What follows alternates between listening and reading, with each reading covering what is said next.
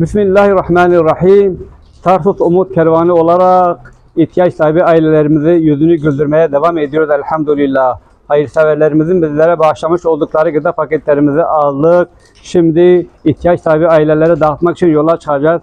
Allah Celle Celaluhu hayırseverlerimizden ebeden razı olsun. Üzerlerine rahmetini, bereketini, lütfunu, inayetini yağdırsın. Böyle hayırseverlerin sayesini arttırsın. Selam ve dua ile Umut Kervanı Tarsus.